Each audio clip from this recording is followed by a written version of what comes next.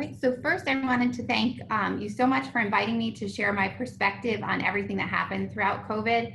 This was one of the most interesting yet horrible things that we could have possibly experienced.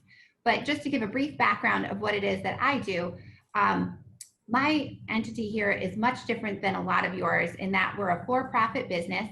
We just relocated from New Haven, Connecticut to Branford, and we're a wholesale distributor of fresh fruit and produce. So it's very, very similar to the stock market. We have to look globally and nationally at where commodities are growing and then buy them according to weather patterns, demand, particular seasonality. And there's a few different types of transactions that we run. We can broker product, so we'll procure it and then it just automatically ships to another person's company, wherever that may be in the country. And we also import product, particularly avocado, mango, and the like, and then distribute that throughout the country. And then we also have a 60,000 square foot warehouse that we inventory hundreds of different commodities in. And we distribute to a plethora of customers. So we go to restaurants, pizzerias, nursing homes, a lot of nonprofit organizations, other broadline distributors who are buying a ton of stuff to then go and do the same exact thing. So it's a very neat place. You're all invited to come down here anytime if you'd like to see. It's just a different hidden little gem. And what happened just briefly on our end of things, we're heavily weighted in the food service arena. So well, if you turned on the news, you could see that at the retail level in your chain stores and your supermarkets, the shelves were just completely barren and people were going crazy and buying everything up. The food service end and in the restaurant portion, it just completely shut down. School systems closed immediately, which is a huge piece of our business.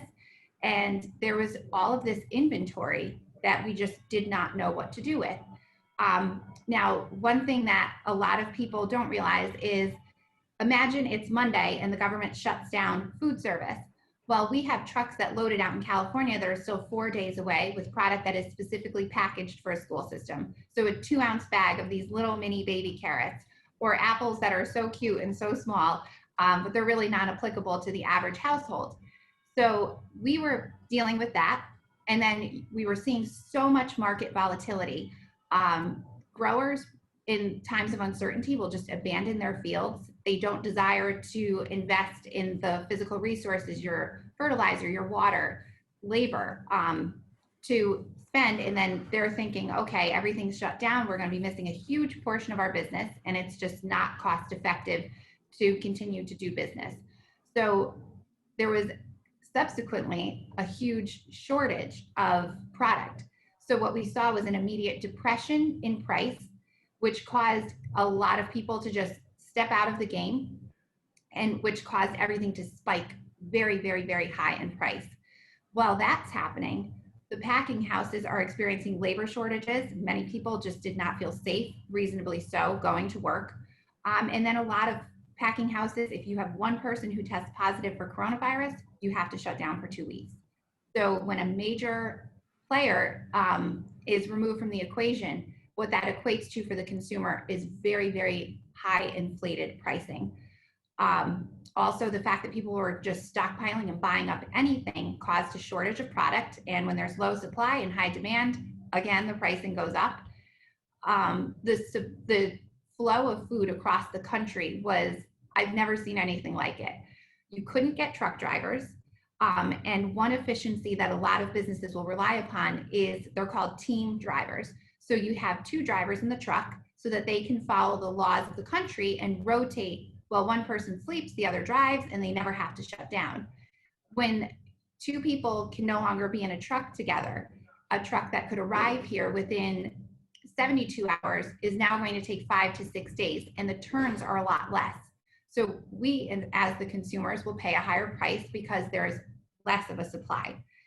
So really what coronavirus did, it just beat up every single portion of the food chain to the point where we just saw prices that were insane, coinciding with a massive amount of people being without work, having their salaries cut, benefits cut. It was just a horrible, horrible time. Okay, so in order to shift gears, what we did was just try to tap into different markets. And that included calling on existing contacts that we had to tap into the retail arena. It's a very, very different ballgame, and possibly repack whichever commodities we could. So while a lot of consumers, and I'm sure all of you saw this, you're looking for 1 pound bags of carrots. Those were impossible to get. 5 pound bags of potatoes, impossible. So whether we did it or we helped our customers to do it, we made sure that the food that we did have that was at a good price went to some type of use. And I'm just a huge believer and a huge fan of looking in your existing networks and leveraging that, because oftentimes what one person has, the other needs, and vice versa, which is a great segue into the next slide. And this was one of my favorite observations throughout this time, was just seeing how the for-profit arena met with the nonprofit arena. And it's amazing how the two coexist oftentimes in isolation, when really we both have what the other needs. So while the nonprofit entities were finding that they had this overwhelming number of people that are raising their hand and asking for help, but didn't necessarily have the resources, the for-profit was sitting there with this overabundance of inventory and nowhere to go with it. So some things that I really observed, Michelle McCabe was somebody who I worked with quite a bit throughout this. She did an excellent job of negotiating, asking questions, getting on the phone, and really advocating for her organization. And in these times, and when and if, which I do believe it's a matter of when, this does happen again, please know that companies will be stuck. We were stuck. We had a tremendous amount of inventory here and nothing to do with it. So keep that in the back of your mind, that you will be in the driver's seat when this happens. And you can call upon companies and ask for help and negotiate. And please, if this ever happens, you can reach out to me and I will help you navigate whatever it is with whomever you're communicating with. But a few tips, if you can be flexible in what it is that you're looking for. So I can say that, and it sort of connects with eat what is available. My old Italian grandparents, that's how they did. They lived off the land, and you would, when peaches were in season, you would eat them, and when they weren't, you wouldn't.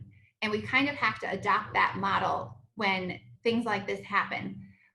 At any given time, like I said, certain packing houses will close, and certain commodities that you really, really want are just not available or exorbitantly expensive. So ask whoever you're talking to, hey, what are some inexpensive commodities?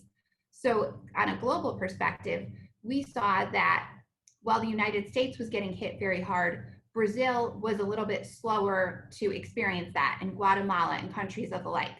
There's tons of commodities that come in from these countries. Even during coronavirus, it was a little more challenging, but they're still coming into the country. There are always a few items available at a more cost-effective price point. So I would keep that in mind as a question to ask if you are the person that is responsible for selecting food and procuring it for your organization. Also, when people panic, we saw what happened with toilet paper and canned goods. The same thing happens with produce. So your cello potatoes, your small bags of rice, smaller units of pasta can be more difficult to come by. If somehow you can connect with somebody who has the resources or procure them on your own, you can repack them yourselves and save a lot of money. So for example, there's a cello potato. So the potatoes you buy at the store that come in a plastic bag, they can come in a 5 pound bag or a 10 pound bag. The ones that I sell for the food service end is just a big 50 pound bag. A lot of nonprofits that I worked with would buy the 50 pound bags and just divide them up themselves, save a lot of money, and you're going to get the product a lot faster. Things that are packed for food service, for restaurants, for school systems, nursing homes, those are going to be a lot easier to come by, and you can save some money and really stretch your dollar. The goal during these times is to just feed as many people as possible. And one tactic I saw quite a few people do, it's most simple, and it can be uncomfortable, but it's very important. Raise your hand and ask for help. There are so many companies out there. I had businesses reaching out trying to sell yogurt, frozen pizza, the most obscure items, tortilla chips, anything. We were all stuck, and we will be again when this happens. So if you're looking for obscure items, ask whoever you're connected with to procure food, and they will be able to help you. You may have to nudge a little bit and be the squeaky wheel, but you will get the grease if you do it. And I think it's important. Your contacts are everything. So connect with different suppliers now. Don't pigeonhole yourself to working with one person, because there are quite a few out there, and people do it all the time. You can say you work with me and you work with 3 other businesses. Call them up and don't be shy and say, hey, Maria, I just got quoted $20 for something and you're asking me for $22. Well, if you're buying 50 of them, it adds up to $100. That's food for probably 5, 6, 10 families. So feel free to negotiate and cast a wide net. Another interesting thing that happened, and we've been around for over 100 years, and people know that when they do business with us, they will get paid for their product. We found that suppliers who we've worked with for decades were suddenly demanding that we pay upon delivery, which is atypical.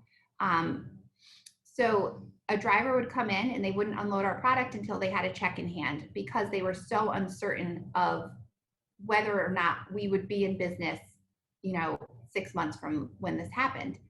And if you could do the same, start working with some suppliers when you need food, some of these wholesale distributors, and establish some type of credit terms with them. It's going to help you to get by if your funding isn't necessarily coming in ahead of time. But my biggest belief is that it's just network now, network always. Anybody that you meet can help you in any way, and you'll just never know where it ends. So I found one thing that really helped us get through this were just the connections that I had made and groomed and nurtured over the years just really came through during this time. And I'm so certain that would work for anybody. Like I said, there were so many times where I needed something and somebody else had it, but we were able to mutually benefit each other's organizations. So I'm just a huge proponent of that. And again, I really believe it's not a matter of if history repeats itself, it's a matter of when. So we're most responsible to provide food for people in this state. And now is our time to get together, and immediately after having, and while we're still experiencing one of the most extreme circumstances we ever will, I think this is the most valuable use of time and effort and energy.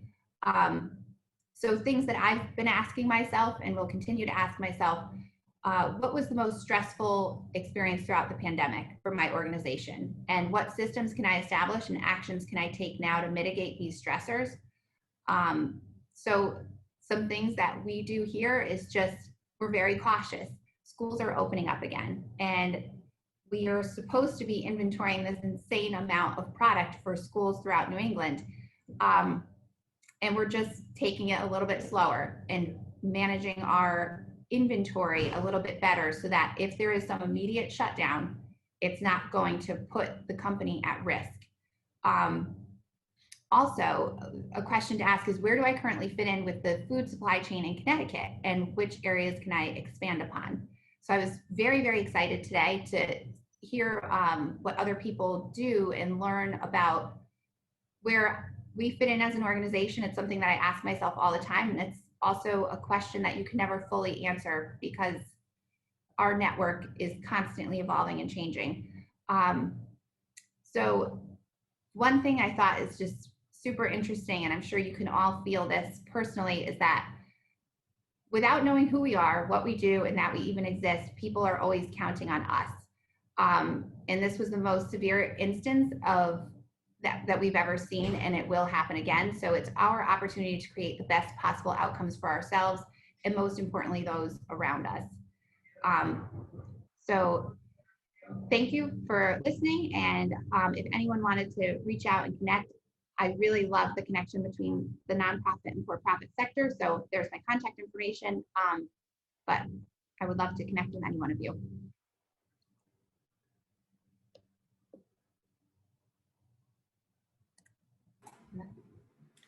Thank you, Maria. I'm also really glad to have that overlap between the nonprofit and for-profit represented here. I really hope that this is a great springboard for our conversations. I did just want, before we go into the questions, just to talk a little bit about the Jamboard, which I will screen share right after this. During this session, you are encouraged to scribble, jot down insights, add lingering questions on the Jamboard, and I will put the link in the chat right after this.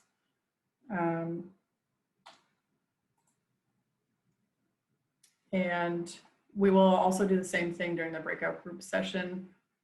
You'll have a corresponding Jamboard frame, and you'll be able to record some insights during your breakout session.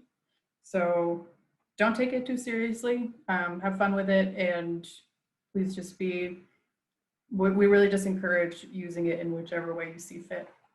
So I'm going to pull that up, and then I'm going to open it up to questions.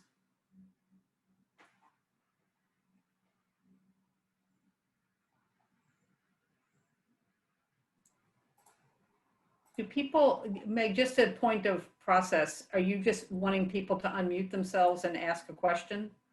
Yes, please.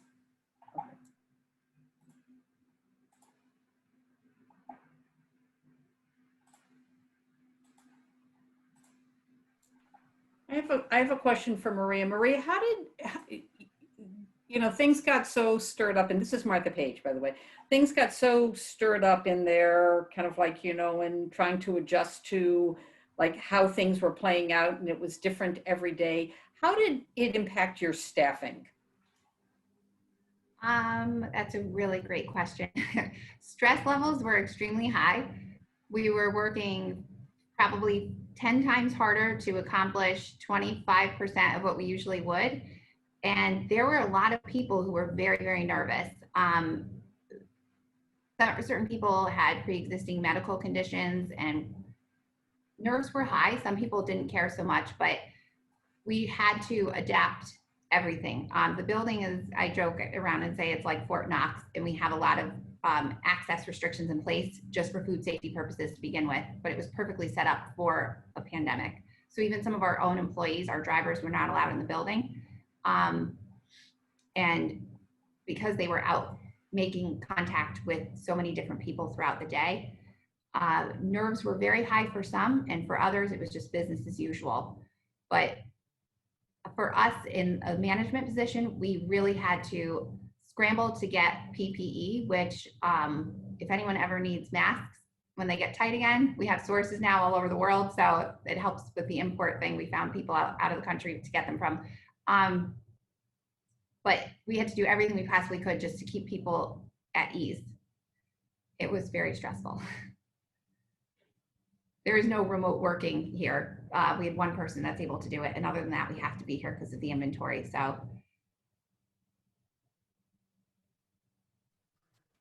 I have a question for Maria.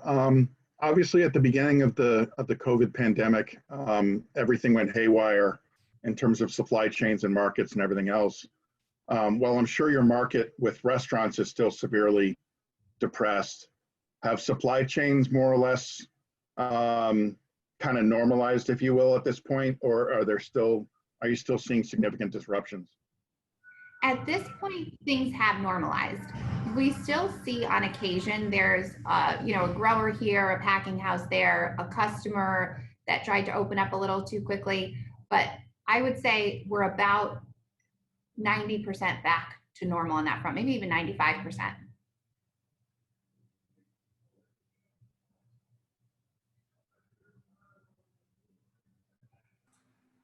Any other questions for Maria or Kimberly? I have a question. This is Shane Ginsberg from Yukon Extension. I know global and national markets were very disrupted, especially at the beginning of the shutdown, and given that it was spring, early spring in New England, but the height of the growing season in California. Did you, was there any pivoting towards local procurement? And I'm not familiar with the business, although I've been looking at your website. And I love learning about you all.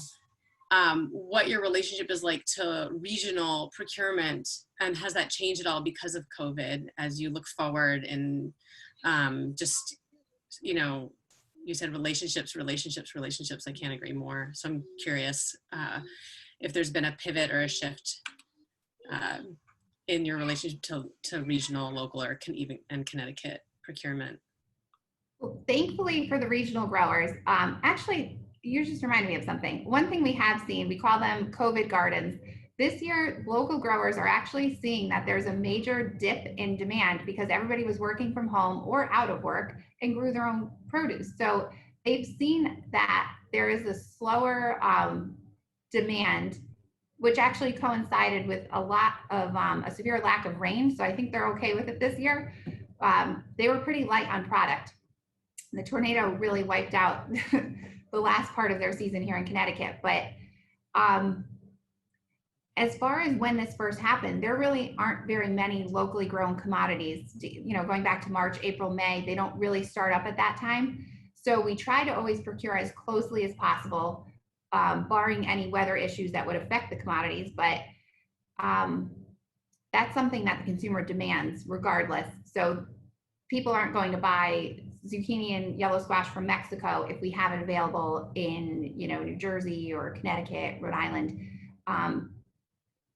But it wasn't so much a factor in the beginning. And then we're used to, if it's available, we buy it locally. But the COVID garden was a thing.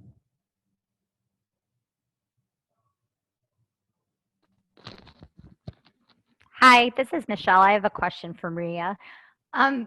Given what happened with the flow of food, is there anything that you would recommend that we could be doing or advocating for on a local and regional level that could be protective against future disruptions?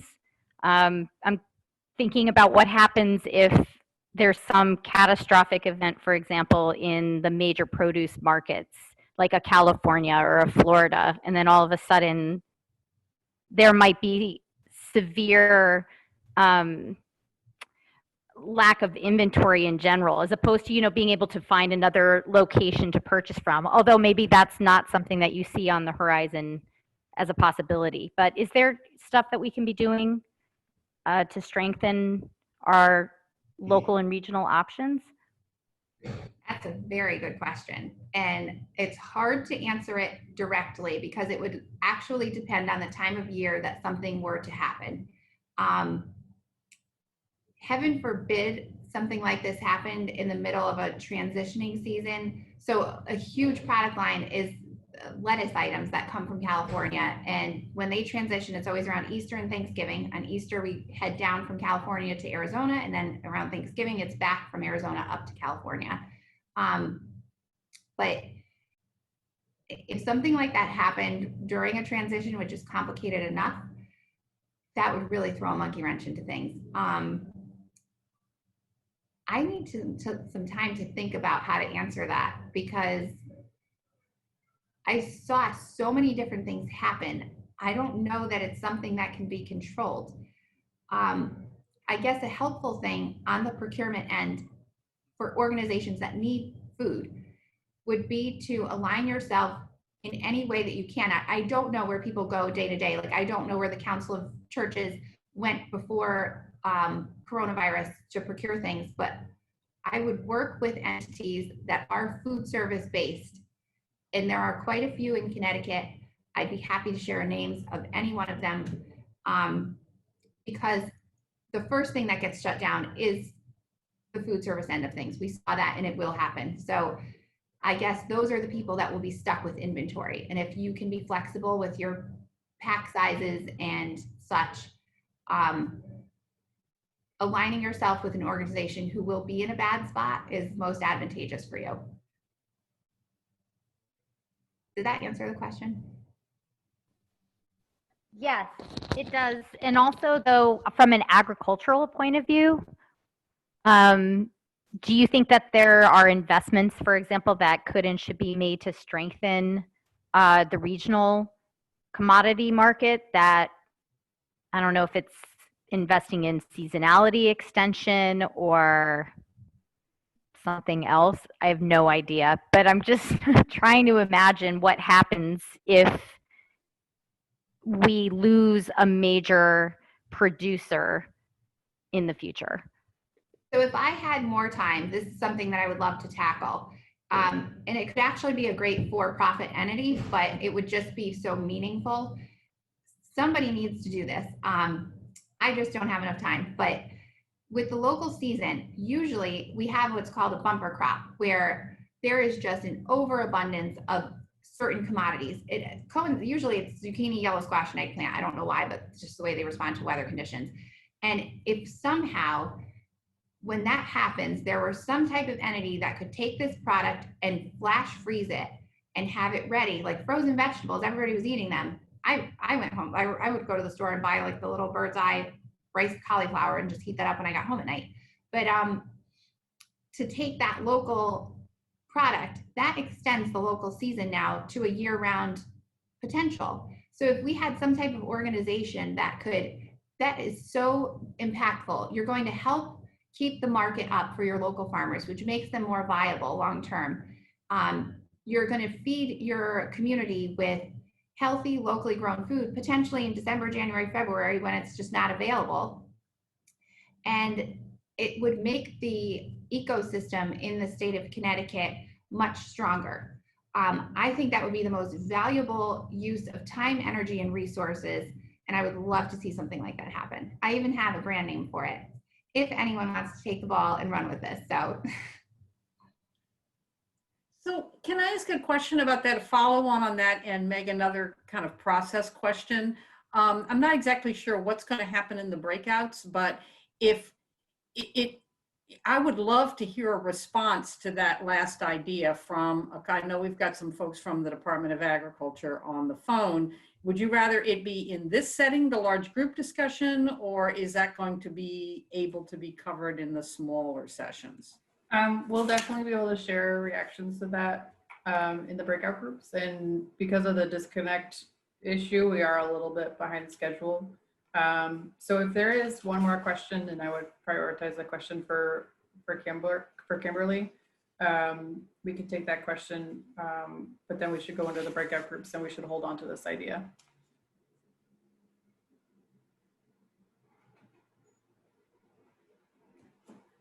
Okay, with that, I'm going to, in a moment, we're all going to get dropped into our breakout groups.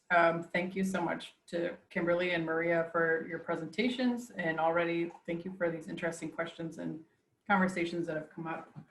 You're going to get randomly sorted into a group where a facilitator will help guide you through these questions, and we will start doing that right now. Meg, you've been asked to put the Jamboard link in the chat. I don't know if you saw that. Okay, I will do that as well.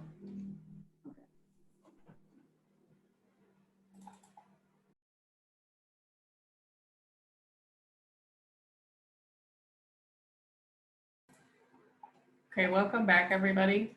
Hope you had some really interesting conversations together. We're going to start by reporting out like one or two of the sticky notes that kind of came to the top for you during the conversation. We're going to start with breakout group 1, where Shannon has volunteered to present.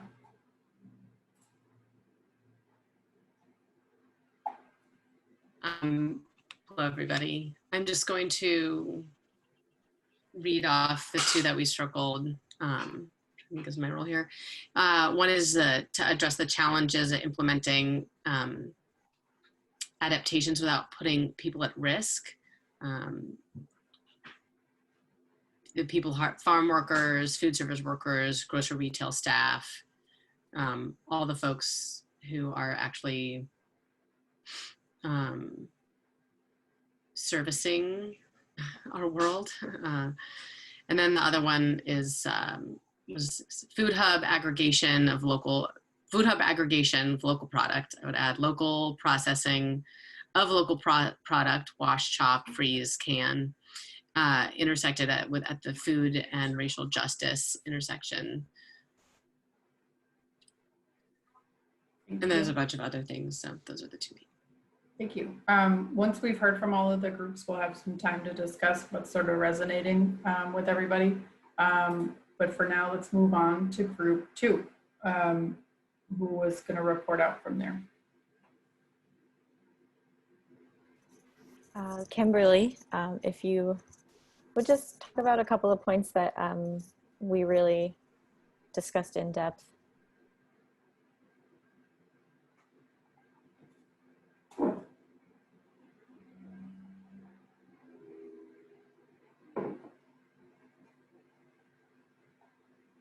Is Kimberly here? I'm not sure if she made it back. I don't think it's possible for her to be trapped in a group. No.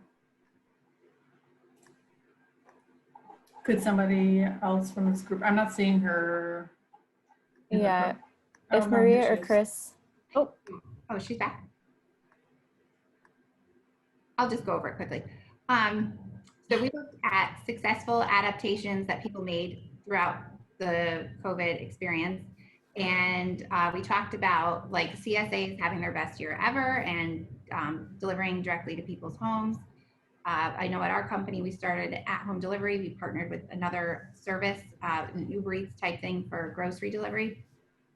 A lot of places had, if you already were like a farm stand selling maybe plants and flowers, you would expand into doing a full grocery line because a lot of people prefer to go to that smaller store. City Seed had a farmer's market, and there were some really great works done by CT Core and the Samia Collective. And so they got groups of people together to package up boxes and deliver them to people directly in the community. And just talking about how we lost so much of our food system in such a short amount of time. Some resources that we could allocate to prepare in the future would be lining up relationships with people to have refrigerated trucks available to store produce or even some type of refrigerated space.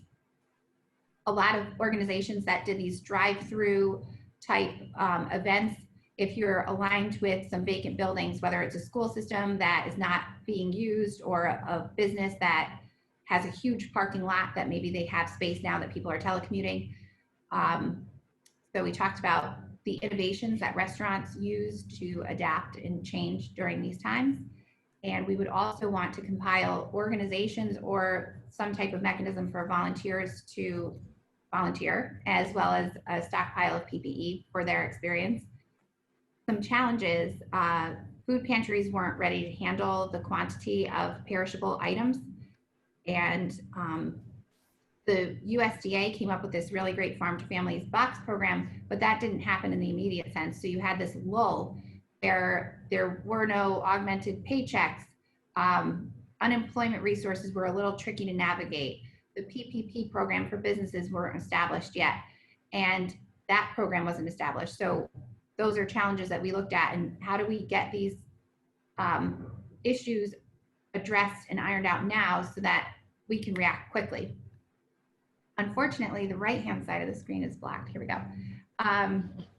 So for the future with food supply chain, we would want to emphasize local and regional supplies moving forward, stay connected and keep regular check-ins in place. Like we talked about, maybe having a schedule that's set, whether it's like weekly activities that need to be done to maintain some type of attention to the potential of this happening again. So weekly, monthly, daily, semi-annually, whatever it may be, so that we can react quickly. Communication to move product and use product instead of dumping it. So that sort of went off, it dovetailed into connecting your for-profits and nonprofits together. So while one entity is stuck, the other can quickly, everyone has what the other needs. How do we just get that done as quickly as possible? And I'm sorry, I don't want to cut you off, but we only have 15 minutes left today. And so we want to get to the other groups, but this is awesome. The way you guys organize this is really nice. And glad that we have all of it. Breakout group 3, who's reporting out for this group? And please unmute yourself if you haven't already. Do it if the group's good with that. Just I would say 2 big things that we talked about: innovations worth continuing, the option to pre-order at farm stands and farmers markets and restaurants was good, and also more people are cooking and growing at home. How can we continue on that trend and build that resilience and culture? Area of concern, the impact on food service workers. How can we have more protection for them in the future? And is that a policy thing? Is that rather than something that has to be decided by individual businesses? We talked about the long-term effect of there's been so much more spending on emergency relief, and what's the impact of that trend longer term? Thank you. Group 4. So Alexa was going to report out on our group, although you can see we didn't use our board. Everybody else did a beautiful job on their boards. We didn't do that. We had some good conversation about what was happening and how things were accommodated during this time. Yep. So I'll just speak a little bit of what we spoke about. We spoke about farmers markets, coming from Peggy and the Danbury Farmers Market, incentive programs that are in place and still trying to make all of these foods accessible, especially to those who can't come and access it themselves, delivery and pickup box programs, as well as a little bit of a larger organization where we think about like the distribution to food pantries and mobile markets, really expanding the reach of all of these local foods and making sure that we're stretching out as much as possible, like making use of everything that we have so that it doesn't go to waste. And at the same time, I think a big question that we asked was, where is the sustainability in all of this? You know, these are hectic times, and I think that we need to make sure that I'm sorry, I'm a little nervous. You're doing a great job. Yeah, so just making sure that we're preserving still our soil and all of these resources that we have, especially during these times. And yeah. Yeah, that's great. Thank you. Breakout group 5. Hi, that's me. I'm Ellen. So some things have already been mentioned that we came across, but there was something was brought up that food pantries are joining forces just now to kind of buy in bulk affordably. So if there was a way to kind of have those networks not necessarily turned on all the time, but could be activated very quickly. And we talked about how America's very good at being super reactive to these kind of situations, but not prevention and thinking proactively in the long term. So we need to, I think, take that into consideration more. How can we be proactive instead of reactive? And that's probably more policy questions. The negative environmental impact from the increase in disposable containers and things like that. How can we, be sustainable, but also sanitary and things like that, and safe. And then, again, this was brought up, but, food workers, like, there was lots of ways to keep cooks and chefs and things employed, but not necessarily servers. And also, our field workers not, still having to work, but not being put in a position of safety.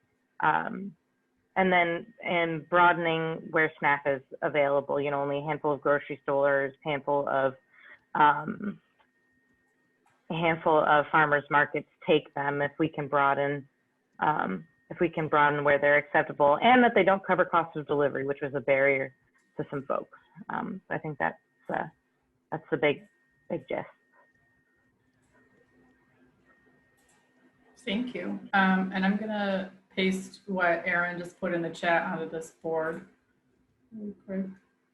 I thought that was really handy, and encourage people to follow up with Erin about this, about some of those issues. And finally, Tanya's group, Breakout Group 6.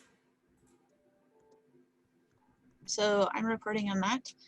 First, good job, Alexa. I'm also very nervous, so we'll see how this goes. We talked about the external partnerships, how everyone's been really adaptable, shifting gears, shifting focus and gears, and that people are resilient. And it's been nice to see how fast we've been able to make things happen. Tanya talked about how in healthcare they were able to relax some regulations in telehealth and how that was really helpful, and was wondering if that happened with food. I think it did happen a little bit. Some non-food service labeled products were able, some food service labeled products were able to be sold in retail stores. So that was cool and helpful. And then we also noticed that a lot of farmers were able to access some low interest loans to help purchase refrigerated trucks to make it possible to like deliver milk directly to customers. And that was great to see. Excellent, thank you. And we can use these last few minutes just as an open conversation. Did any of these sticky notes in some of the other groups really resonate for you? What are there additional questions that you have about these? What's kind of seems the most significant to you? We can just use this time for questions, and I'll try to move questions and comments rather, and I'll just try to move to the corresponding page as we go. There's something that just appeared in the chat from Shannon about school meal restrictions being lifted and summer meals extended. I think that's a really important one to capture somewhere too. So I'm presuming you're also capturing the chat comments. Yeah, I think chat is automatically saved, but I'm gonna put these on here because they are handy to keep it all in one place as well. I just, with school meals, I just can't say enough about, especially when we talk about like the hero worship and putting front workers on the line, that the school food system has not stopped. And literally while I'm on this call, I have to share this. My kid went to get a free school meal and was sent home with a USDA food produce bag of oranges with nutritional information. I mean, the schools have gone above and beyond. I'm at New Haven Public Schools. And in terms of food security and food access, there's still a lot of barriers, right, that the schools are experiencing right now. But the capacity and ability and infrastructure and all of it that the schools have been set up for, I think have been underfunded and underutilized. And it's like, I could get emotional about it. It's just really, I think we need to look at the school system opportunities and challenges for feeding. They're feeding so many kids, and there's so many people that can't access it because of other barriers. And on and on and on. Hi, this is Michelle. I know that we don't have a lot of time, so I wanted to just quickly throw something out there that just struck me and something I think that we need to consider, which is this. The coronavirus has further disenfranchised people from making their own decisions on what food they want to eat. And, before COVID, food pantries, many of them were client choice. Now almost everything is moved to pre-packed bags. We talk about how some of our organizations have pivoted and the ways that many of us have been able to access funds, be it from FEMA or donations or whatever it might be, where we can be purchasing food for people as opposed to people being able to purchase food for themselves. And I think that's something that we really need to consider, because it should be that people are able to have more money that they themselves can support restaurants and retailers because they're purchasing things with their own dollars, or farmers or whatever it is, as opposed to us purchasing it for them or making meals for them, etc. So I think that's something that's worth consideration. I agree with Michelle. I think that's a really excellent focus, and we really haven't spoken about that, but it's really true. The transition from choose your own food to, what you just described is all about, food justice in a sense. It's really a food justice issue. So I agree with that.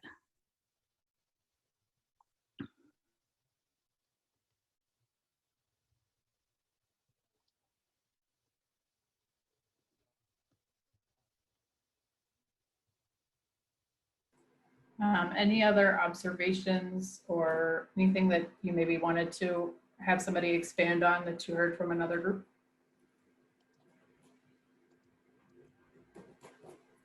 I'm seeing some additions to the chat.